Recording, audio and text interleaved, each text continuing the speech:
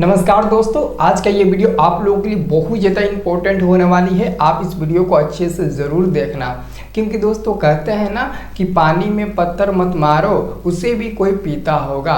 और मेरे यार, इतना तुम उदास भी मत हो जाओ, क्योंकि तुम्हें भी देखकर कोई जीता होगा। दोस्तों, इसी पर आधारित आप लोगों के लिए कुछ मुख्य पॉइंट लेकर आए हैं, जो कि आपको टाइम मैनेजमेंट में बहुत ज़्यादा हेल्प करेगा। दोस्तों, अभी आप लोगों के पास देखा जाए तो अभी भी बहुत समय है, और इस समय भी आप लोग पढ़कर अच्छे से बोर्ड एग्जाम में टॉपर भी बन सकते हो, टॉप 10 में भी आ सकते हो, 400 नंबर का सपना है वो भी पूरा कर सकते हो, 4 डिवीज़न का भी सपना पूरा कर सकते हो, 350 का भी सपना पूरा कर सकते हो। लेकिन इसके लिए आपको ये टाइम मैनेजमेंट बहुत ज़रूरी होता है। देखिए, हर सक्सेस के पीछे एक टाइम मैनेजमेंट होता है। अगर वो टाइम मैनेजमेंट आप अच्छे से फॉलो कर लिए तो कोई नहीं रोकेगा आपको बेहतर रिजल्ट बनाने के लिए। तो आज हम इस वीडियो में आपको यही बताएंगे।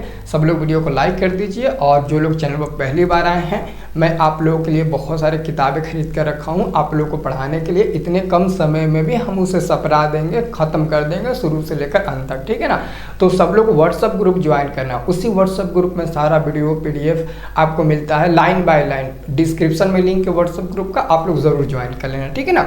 तो चलिए दोस्तों, आज के हम टाइम मैनेजमेंट के मुद्दे पर हम लोग बात करते हैं। दोस्तों, 2025 बोर्ड एग्जाम में अगर आपको टॉपर बनना है, अच्छे मार्क्स लाना है, इतने कम समय में भी, जैसे पढ़ने में कमज़ोर है अभी इस समय, लेकिन फिर भी आपको अच्छे मार्क्स चाहिए, तो फिर भी आपको टेंशन लेने की ज़रूरत नहीं है। सबसे इम्पोर्टेंट है आपके लिए टाइम मैनेजमेंट। टाइम मैनेजमेंट है सबसे ज़रूरी। ये आप लोग देख रहे हो ना, यही है आपका घड़ी, ठीक है ना। एक एक मिनट, एक एक सेकेंड आपके लिए इम्पोर्टेंट होता है, ठीक है ना। तो कुछ इम्पोर्टेंट बातें हैं जिसको आपको ख्याल में रखते हुए अपने पढ़ाई को बरकरार रखना है, ठीक है ना। अभी देखो, बहुत सारे पॉइंट आपके सामने आएंगे जो कि आप उसे ना समझते होंगे कि पहले आप उसे समझते होंगे कि ये गलत है या फिर ये सही है, लेकिन आज यहाँ पर आपको हकीकत पता चलेगा, ठीक है। यहाँ पर दोस्तों आप लोग देख सकते हो, हमने लिखा टाइम मैनेजमेंट है सबसे ज़रूरी। तो दोस्तों, सबसे पहले आपको कुछ पढ़ने के लिए मैंने दे रखा है। बहुत लोग कहते हैं ना, देखो पहले ध्यान से सुन लो, इसको ध्यान से पढ़ो और ध्यान से सुनो, आपको हर चीज़ क्लियर होगा। नहीं क्लियर होगा, मैं हूँगा, आपको प्रश्न पूछने का मौका दूंगा और जवाब देने का भी मौका दूंगा, ठीक है ना। तो यहाँ पर आप लोग देखिए, देर रात तक जागकर पढ़ाई करने की न तो कोई ज़रूरत है और न ही उसका कोई विशेष फायदा ही होने वाला है। बहुत लोग कहते हैं पूरा देर रात तक पढ़ो, 2 बजे भोर तक, 3 बजे, एकदम 4 बजे तक, 12 बजे तक पढ़ते रहो। तो दोस्तों, इसके लिए ना आपके पास टाइम मैनेजमेंट नहीं होता है, जिसके चलते आप ये कार्य करना मतलब कि पसंद करते हैं। मतलब कि देखो, देर रात तक जगकर पढ़ाई करने की ना तो कोई ज़रूरत है और न ही उसका कोई विशेष फायदा होने वाला है। हर विषय पर ध्यान दें, आपको हर विषय पर ध्यान देना है, ठीक है ना।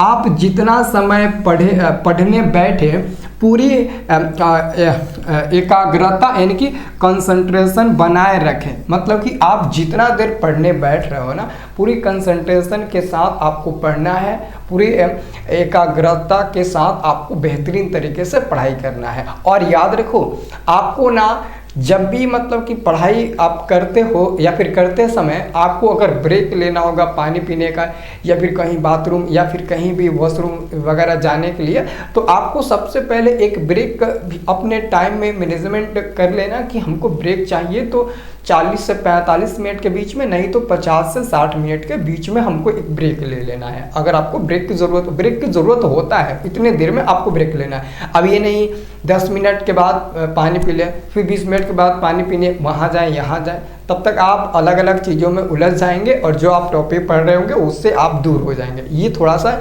वहाँ पर दिक्कत करती है। देखिए, टाइम मैनेजमेंट बहुत महत्वपूर्ण है। बच्चों को स्वाध्याय पर विशेष ध्यान देना चाहिए। हाँ, अगर कोई संदेह हो तो अपने स्कूल के शिक्षक से पूछकर उसे दूर कर ले। अगर कोई भी आपको दिक्कत होती है तो आप हमसे पूछकर दूर कर सकते हैं, ठीक है ना।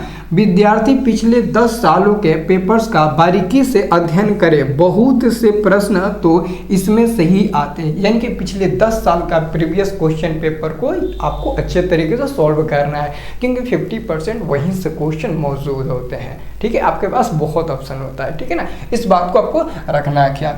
अब दोस्तों मैं आगे बात करूं किन बातों को आपको ज़्यादा रखना है ख्याल। सबसे पहले मैं दोस्तों बात करूं सबसे पहले कि दौरान न तो बार बार पढ़ने से उठे और न ही फ़ोन पर बात करें। ठीक है ना, कब दोस्तों, कब, यानी कि पढ़ाई के दौरान न तो बार बार पढ़ने से उठे और न ही फ़ोन पर बात करें। समझ रहे हो मेरी बात। फ़ोन पर 1 सेकेंड के लिए बात करोगे तो वो 2 मिनट आपको मिल जाएगा, और 2 मिनट बात करोगे तो 10 मिनट का वो टाइम आपका मतलब कि बर्बाद कर देगा। ठीक है, उसके बाद से देखो यहाँ पर दूसरा आपका है, बहुत कम बच्चे हुए दिनों में सभी विषयों को बराबर समय देते हैं। अभी मैं बात करूँ तो बहुत ऐसे कम लड़के होते हैं ना जो सभी विषयों पर ना विशेष रूप से बराबर समय देते हैं।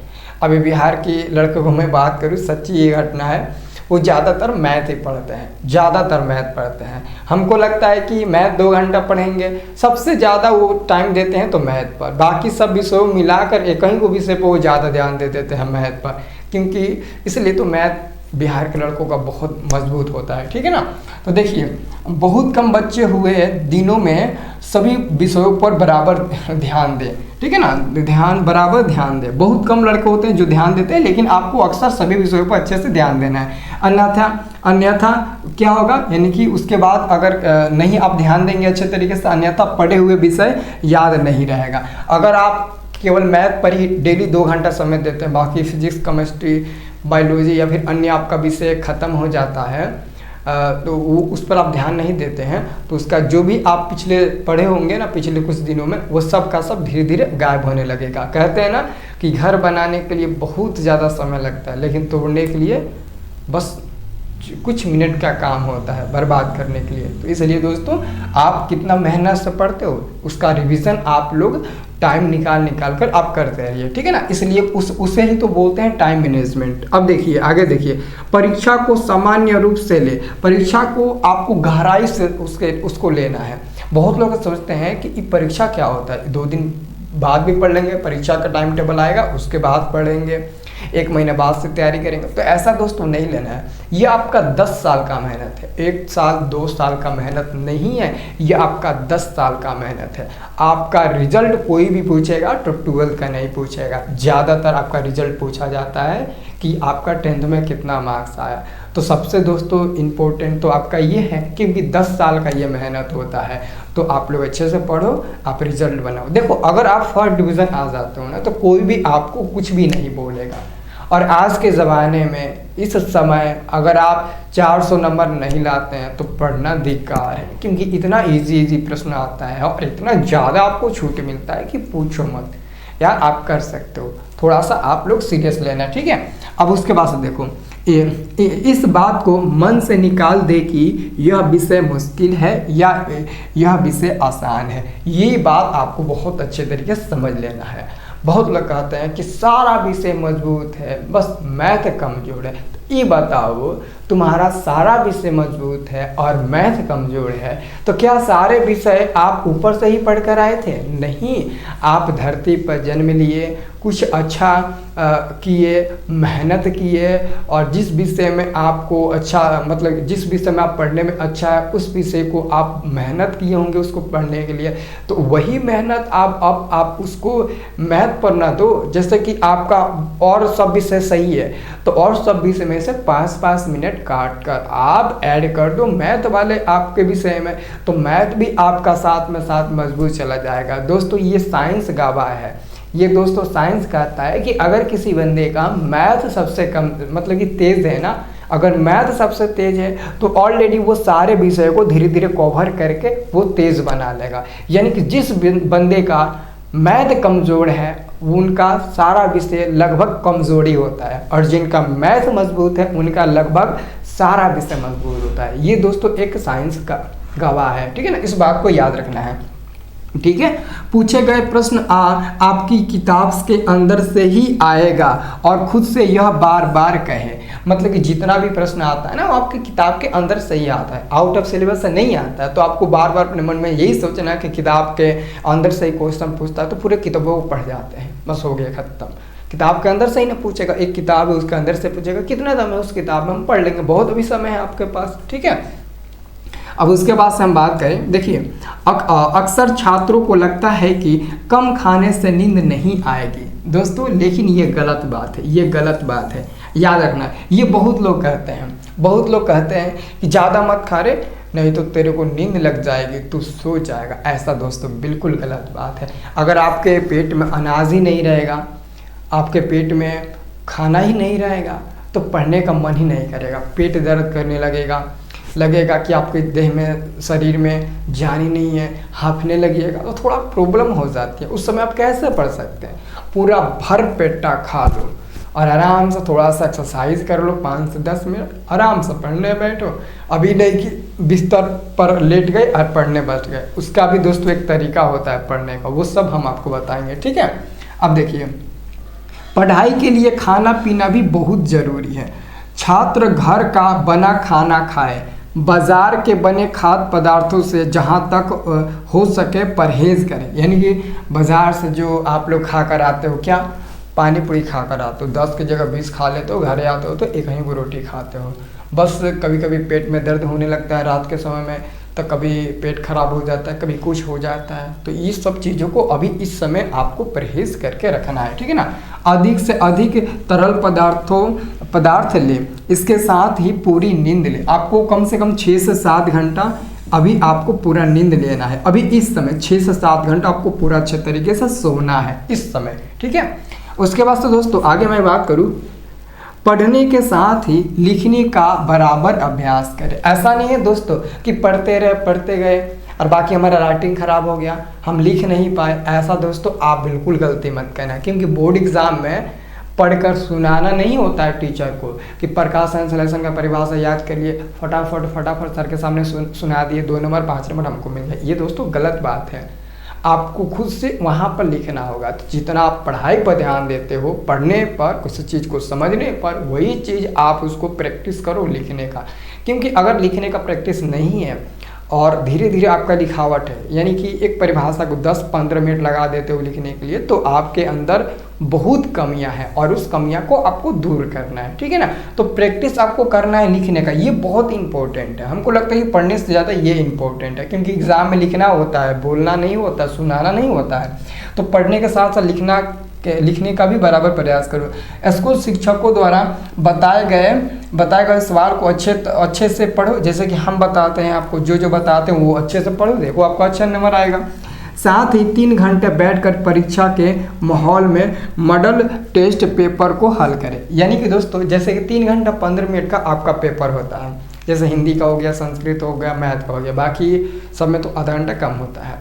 लेकिन दोस्तों मैं बात करूँ तो अगर आप अच्छे तरीके से, लगभग आपका सिलेबस 80% समाप्त हो गया, 80% आपका सिलेबस लगभग समाप्त हो गया, तो आप कहीं से एक प्रीवियस क्वेश्चन, कोई मतलब कि सैम्पल पेपर, मॉडल पेपर या फिर कोई भी एक पेपर ले लीजिए। जैसे कि लगेगा कि ये पेपर 3 घंटा 15 मिनट का है, इसमें जो क्वेश्चन है वो एकदम उसी टाइप का आपके बोर्ड परीक्षा में क्वेश्चन पूछेगा, तो आप उस क्वेश्चन को 3 घंटा 15 मिनट का समय लीजिए। लेकिन आप कोशिश करिए कि जो 3 घंटा 15 मिनट का समय दिया जाता है बोर्ड परीक्षा में लिखने के लिए, लेकिन हम प्रैक्टिस करते समय इस पेपर को 2.5 घंटे में सॉल्व करने का टारगेट पूरा करें।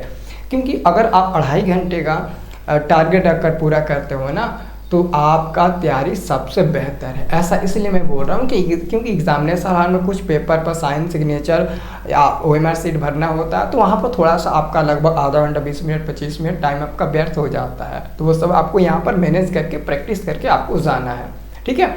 तो इसलिए मैं ये सब आपको बता रहा हूँ कि आपको प्रैक्टिस पहले ये सब का करना है। आप कर सकते हो, 50% क्वेश्चन आंसर देना है। अभी अगर मैं आपको कहूँ ना कि सोशल साइंस या फिर साइंस का पेपर लेकर हल करो, तो तुम लोग 20 मिनट में 40 क्वेश्चन आंसर दे दोगे। अभी जो भी आपका सैम्पल पेपर, क्वेश्चन पेपर या फिर जो भी है, प्रीवियस हो या फिर कोई भी सेट हो, आप एकदम क्लियर कर लो, यहाँ तक हमको उम्मीद है। और बाकी सब्जेक्टिव में थोड़ा सा आपको दिक्कत होगी लिखने में, अभी बहुत याद नहीं है, और बहुत याद है तो आपका लिखने का जल्दी प्रैक्टिस नहीं है, और राइटिंग भी उतना खराब, मतलब कि अच्छा नहीं है। तो इस पर आपको विशेष ध्यान देना है, ठीक है।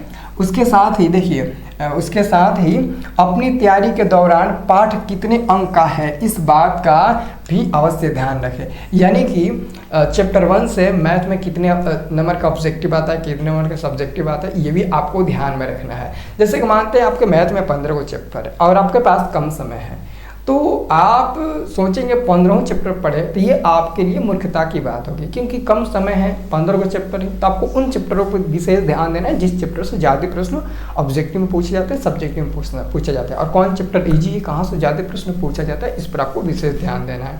ठीक है, तो ये आपके लिए बहुत इंपॉर्टेंट है। अब दोस्तों मैं बात करूँ कि कम अंक वाले विषय वस्तु में बहुत ज़्यादा न उलझे। जो कम नंबर का है या फिर जिस विषय का, जिस टॉपिक से कम नंबर का क्वेश्चन पूछा जाता है उस पर विशेष ध्यान न दे, इस समय कम समय में है। ठीक है ना। उसके बाद अगर आप किसी तरह के तनाव में हैं या आपको बेचैनी हो रही है तो उसे छिपाए नहीं, अभिभावक, शिक्षक या काउंसलर से ज़रूर बात करें। इससे आपका मन हल्का होगा और इस बेचैनी का कोई ना कोई हल जरूर निकल आएगा। और अगर आपको गाना भी सुनना है तो आप मतलब ना पुराने ज़माने का कोई हिंदी सॉन्ग सुन लो, या फिर इस ज़माने का जो मोटिवेशनल सॉन्ग है उसको सुन लो, 1-2 गाने को सुन लो, आपके अंदर कुछ जुनून होगा। अभी नहीं कि इंस्टाग्राम ओपन किए, ये ओपन किए और रील्स वगैरह देखना स्टार्ट करें। रील्स से तो दोस्तों कोई भी इंसान मोटिवेट नहीं होता है, बर्बाद होता है। यकीन नहीं है तो 1 मिनट इंस्टाग्राम ओपन करके 2-4 रील देख कर दिखाओ। तुम 1 मिनट के लिए ओपन करोगे ना तो ऑटोमेटिक आप 20 मिनट चला लोगे इंस्टाग्राम को। ठीक है ना। ये दोस्तों पता नहीं कहाँ से ये सब हम लोग के अंदर आ जाता है कि 1 मिनट के लिए इंस्टाग्राम ओपन करते हैं तो 20 मिनट चलने लगता है। ठीक है ना। तो ये दोस्तों बातों को आपको ध्यान में रखना। अगर आपको ये वीडियो पसंद आता है तो लाइक करिए और इस वीडियो को ज़्यादा से ज़्यादा शेयर करिए और इस वीडियो में अपना प्यार दिखाइए, कमेंट करिए और सब लोग व्हाट्सएप ग्रुप को ज्वाइन कर लीजिए। डिस्क्रिप्शन में हमने फर्स्ट में ही आपको लिंक दे रखा है, व्हाट्सएप ग्रुप का लिंक है, इंस्टाग्राम, ट्विटर, फेसबुक, टेलीग्राम सबका लिंक दिया गया है, आप लोग ज्वाइन कर सकते हो। ठीक है ना। तो अब दोस्तों मिलेंगे शाम को, फर्स्ट जो आपका क्लास होगा अम्ल, क्षार एवं लवण का आपका पूरा चैप्टर फिनिश करेंगे। जो आपका बुक्स खरीदा गया है ना उसी का पूरा फिनिश करेंगे आज। ठीक है ना। तो आप लोग क्लास ज़रूर करना, शाम को 7 से आपका क्लास चलेगा। ठीक है।